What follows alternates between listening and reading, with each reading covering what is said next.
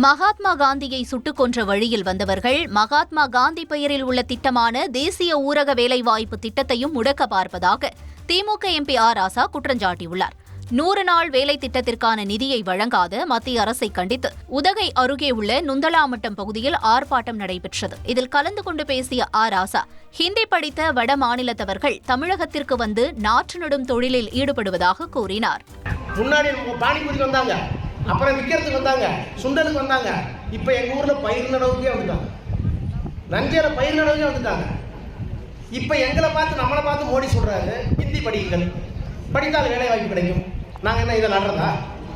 ஹிந்தியை படிச்சுட்டு ஏற்கனவே உங்களால் நட்டுட்டு இருக்காங்க. நாங்கள் இனிமேல் பயிர் தான் நடுறது. மகாத்மா காந்தி சுட்டதை இவங்க தானே, கோட்சே கட்சி தானே அந்த கட்சி. அந்த பேர் இருக்கிறத பிடிக்கிறாங்க, பணம் கொடுக்க மாட்டேங்கிறாங்க. தமிழ்நாடு இயல் இசை நாடக மன்றம் சார்பில் நெல்லை பாளையங்கோட்டையில் கலை சங்கமம் நிகழ்ச்சி நடைபெற்றது. இந்த நிகழ்ச்சியில் சபாநாயகர் அப்பாவு சிறப்பு அழைப்பாளராக கலந்து கொண்டு தவில் இசைத்து தொடங்கி வைத்தார். தொடர்ந்து நெல்லை மாவட்டத்தைச் சேர்ந்த இயல் இசை நாடக மன்ற உறுப்பினர்களுக்கு விருது வழங்கி பாராட்டினார்.